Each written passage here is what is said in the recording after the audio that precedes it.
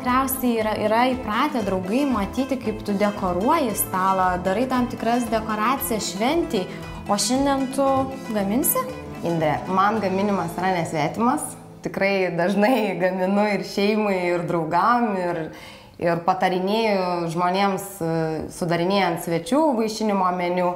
Todėl man gaminimas tikrai nėra svetimas ir šiandien norėčiau parodyti, ką dažnai valgom ir mėgstam mūsų šeima. Šiandien gaminsim pagrindinį pietų patiekalą, tai yra makaronų lizdeliai su vištiena, pievagrybiais ir džiugo sūriu. O po to pasilepinsim desertu, kuris bus viso grūdo lavašas, teptas riešutų sviestu ir įvyniotas bananas. Noriu Jums pristatyti, kad Kėdainietėje LT startuoja nauja rubrika Gamink ir ragauk. Įvairūs kėdainiečiai, žinomi veidai ir ne, Jūs pakvies paragauti savo firminius patiekalus. Kad negaišti laiko, pirmiausia, aš visada keičiu puodą. Su vandeniu beriu druską ir užvirus vandeniui sudedu makaronų lizdelius. Makaronus verdu pagal gamintojo rekomendaciją. Tu ir vyras esat verslininkai, tavo versle jau tikriausiai prasideda sezonas, 2 vaikai, tu dar sukiesi virtuvėje. Kada tu viską suspėjai? Kam lieka ir kam galbūt labiausiai trūksta laiko? Kad žinok, to laiko turbūt užtenka viskam. Reikia tiesiog mokėti pasiskirstyti savo dieną. Stengiamės visą tą balansą išvesti taip, kad nenukentėtų nei šeima, nei darbai. O taip, sezonas mums jau prasideda tiek vyrai, tiek man. Organizuoji, dekoruoji šventes. Kaip kilo tokia idėja tau? Mes esam patys tokie linksmi žmonės, kurie mėgstam gražias šventes. Ir viskas prasidėjo pirmiausia nuo mūsų pačių švenčių. Kadangi gimė vaikučiai maži, pradėjom norėti gražių dekoracijų, o Kėdainiuose to niekas nedarė. Tai taip mums su draugė gimė mintis, kad jeigu mes pasidarom savo pačios, pradėjo prašyti draugės, draugių draugės, galbūt galima tai subrandinti kaip verslo idėją. Ir ilgai nesvarščiusios tą ir padarėm. Ir iš tikrųjų pasitvirtino. Susismulkinu pievagrybius ir svogūnus. Taip pat pjaustau kubeliais vištieną. Į keptuvę pilu mėgiamą aliejų ir viską apkepu. Tada dedu vištieną ir beru mėgiamus prieskonius. Tai yra Himalajų druska, česnakiniai pipirai ir Provanso žolės.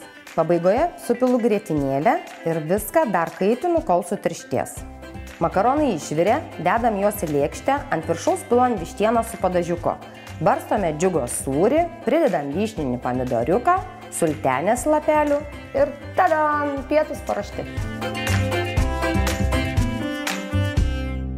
Ką labiausiai mėgsta jūsų vaikai valgyti? Oi, tai turbūt kaip ir visi kiti vaikai, tai yra skanėstai visi. Šventas reikalas mūsų šeimoje, ką aš esu įvedus gal jau kokie metai, iš tikrųjų, ne taip senai, ne nuo pat pradžių. Mes turim tik vieną dieną, kada jau nuo ryto iki vakaro būnam dažniausiai kartu, tai yra sekmadienis.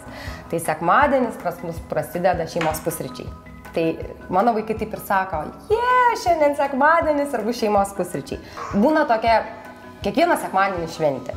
Tai vat, mano vaikai net labiau už visus pasaulio skanėstus turbūt mėgsta tos sekmadienius. Inga, gaminsime labai skanų desertą, ar ne? Sakyk, ar jis tinka vaikams? Taip, be abejo. Šitas desertas pirmiausia ir buvo išbandytas todėl, kad noriu, kad mano vaikai valgytų sveikus desertus. Tai mes labai improvizuojam šitam reikale ir gaminam įvairiausius patiekalus, saldžius. Tai šitą desertą pamilo nuo pat pirmo pagaminimo ir vaišinom jų draugus, tai žodžiu visi vertino labai gerai.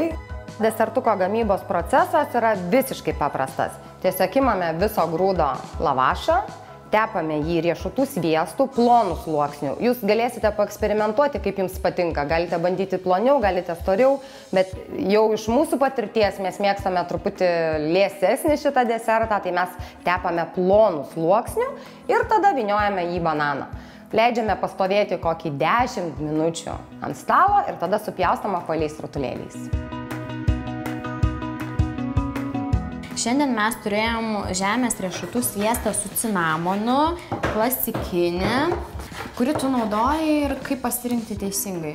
Mes šiandien naudojam patį paprasčiausią natūralų žemės riešutų sviestą, be jokių pagardų, be jokių pridėtinių cukrų, bet nėra nei vieno netinkamo riešutų sviesto. Jie yra visi gardūs, visi sveiki.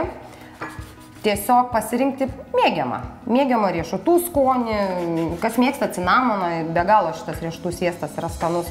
Suragavusi ne būtent šito gamintojo, bet tikrai suragavusi jis yra be galo gardus.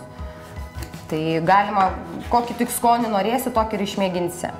Ačiū tau labai, kad skyrei laiko mums, mūsų Kėdainietis LT žiūrovams, o jau netgi ir mano mažasis nekantrauja paragauti, kaip čia viskas gardžiai kvepia. Kviečiu tave pabaigti gerti puodelį arbatos, paskanauti drauge su manim, o jūs laukite ir staigmenų. Negali žinoti, kada gardus pietus, pusryčiai ir vakarienė pasieks jūs namuose ar darbo vietoje.